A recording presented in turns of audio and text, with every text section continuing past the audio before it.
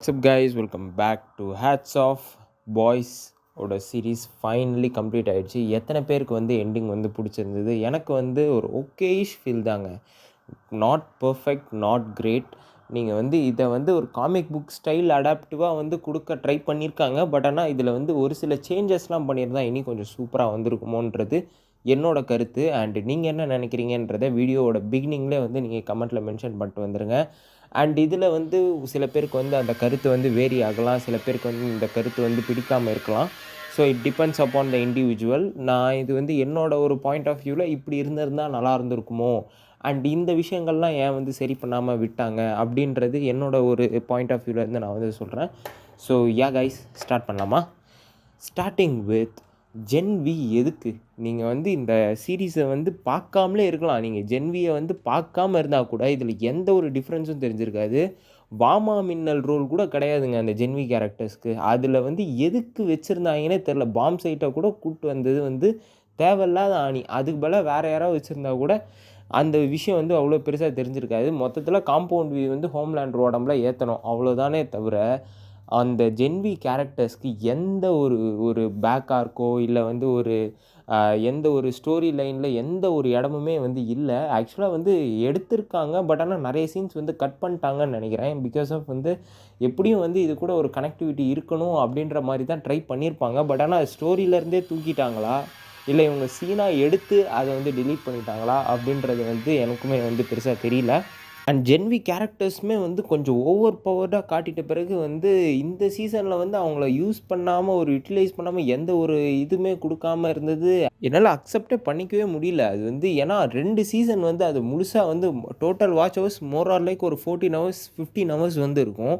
அவ்வளோ time spend பண்ணி பார்த்ததுக்கு there is no valid point in that. நீங்கள் வந்து அந்த படம் வந்து பார்க்காமலே, அந்த சீரீஸ் வந்து நீங்கள் பார்க்காமலே வந்து இதை பார்த்தா கூட எந்த ஒரு சேஞ்சஸுமே வந்திருக்காது. ஸோ ஜென்வி சீசன் 2 வந்து நீங்கள் பார்க்காமலே வந்து இந்த சீரீஸை வந்து பார்க்கலாம். சீசன் 1 கூட ஓரளவுக்கு நல்லாயிருக்குங்க. சீசன் 2 வந்து சூற மொக்கையாக இருக்கும்.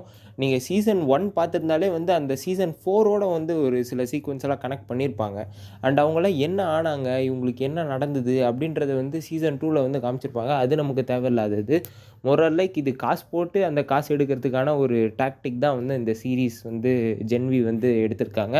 ஸோ அதனால் நீங்கள் பார்க்காமலே வந்து டேரெக்டாக சீசன் 5 வந்து பார்க்கலாம். ஸோ அதனால் it won't affect that much. But I am disappointed man.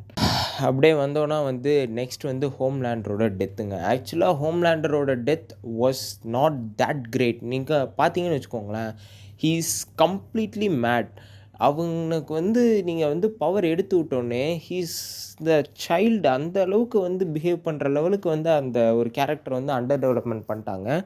And நீங்கள் வந்து அவ்வளோ பெரிய கேரக்டர், என்னடா இவன் இப்படி இருக்கான் அப்படின்ற மாதிரி உங்கள் மனசுலே வந்து ஒரு நினப்பு வந்திருக்கும். நீங்கள் கண்டிப்பாக வந்து பார்த்துருந்தீங்கன்னா.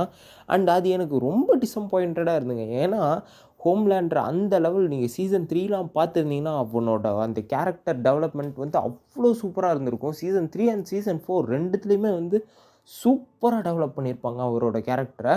அண்ட் அந்த மாதிரி ஒரு ஹீஸ் அ மேட் மேனை வந்து அந்த லெவலுக்கு வந்து ஒரு காட் லெவலில் புஷ் பண்ணுறப்ப நீங்கள் அவனை எந்த லெவலுக்கு வந்து அந்த ஒரு டெத் வந்து இருக்கணும், அதாவது அந்த ஃபினிஷிங் வந்து இருக்கணும்னா அதுக்குன்னு டெத்தை போய் நீங்கள் வந்து கொன்று ஈரக்கொலையெல்லாம் நடுங்கிற மாதிரி வந்து இருக்கும்னு நீங்கள் நினைக்காதீங்க. பட் ஆனால் அந்த ஒரு சாட்டிஸ்ஃபைங், ஒரு ஜஸ்டிஃபையிங்கான ஒரு டோன் வந்து இல்லை அப்படின்றது தான் என்னோட ஒரு பாயிண்ட்டாக இருக்குது.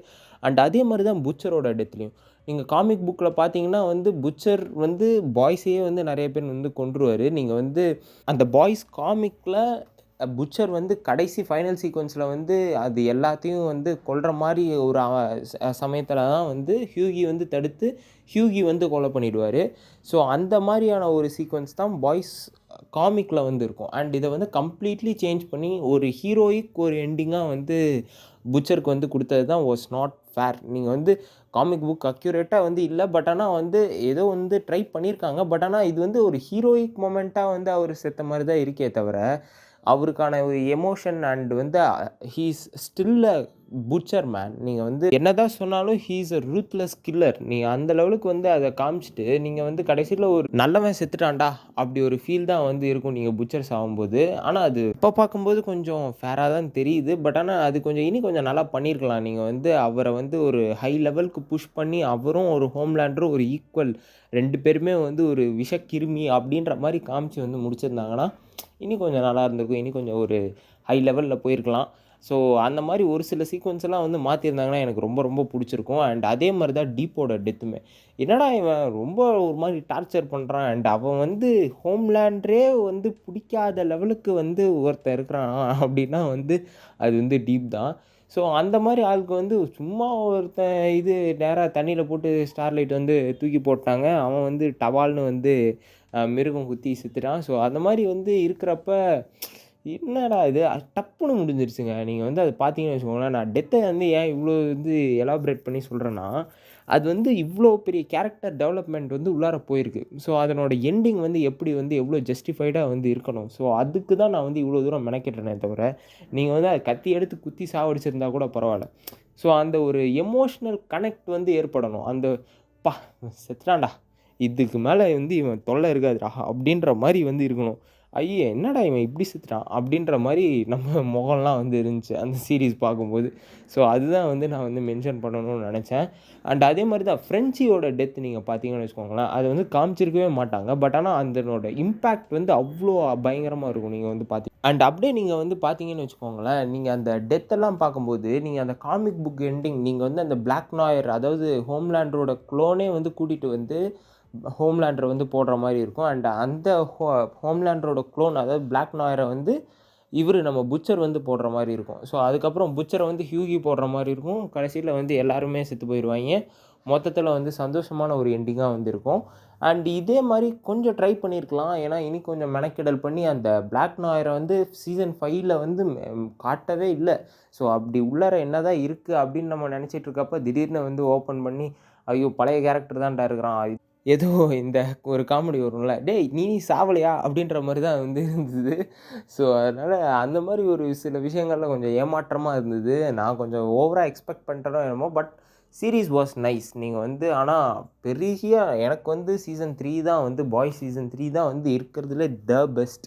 அண்ட் அதே மாதிரி வந்து நீங்கள் பார்த்தீங்கன்னு வச்சுக்கோங்களேன், புட்சர் இறந்துட்டாரு, ஹோம்லேண்டர் இறந்துட்டாரு. And still what is rising man and what ரைசிங்னு ஒரு சீரீஸுமே எடுக்கிறாங்க. விச் இஸ் சோல்ஜர் பாய் வந்து ஃப்ரண்ட்டாக வச்சு. பட் ஆனால் அந்த சீரீஸ்லேயுமே வந்து ஒரு ப்ரீக்வல் ஸ்டோரி, அதாவது வாட் எப்படி ஃபார்ம் ஆனுச்சு அண்ட் இவங்கெல்லாம் வாட்டுக்கு எப்படி வந்து கான்ட்ரிபியூட் பண்ணாங்க அண்ட் இவங்களால வந்து வாட் எந்த மாதிரியான சேஞ்சஸ்லாம் வந்து ஏற்பட்டிருக்கு அப்படின்றத சூஸ்ட்ராமாக இருக்கட்டும் அண்ட் சோல்ஜர் பாயை வச்சு வந்து ஒரு நல்ல ஒரு க்ரியேட் பண்ணியிருக்காங்க. அண்டு வந்து ப்ரீக்வலுமே வந்து சூப்பராக இருக்குன்ற மாதிரி தான் நானும் நம்புகிறேன். ஏன்னா இந்த லெவலுக்கு வந்து எடுத்திருக்காங்க அப்படின்ற மாதிரி எனக்கு பெருசாக தெரியல. பட் ஆனால் இதை விட நல்லா கொடுங்கடா எப்பா, அது மட்டும் போதும்டா அப்படின்ற மாதிரி தான் இருந்துச்சு. ஸோ அதனால் இந்த மாதிரி ஒரு சில சீக்வன்ஸ் ஆமாங்க இப்போ தான் ஞாபகம் வந்துச்சு. சோல்ஜர் பாய்க்கு என்னங்க ஆச்சு? சோல்ஜர் பாய் இருக்கானா செத்தானா?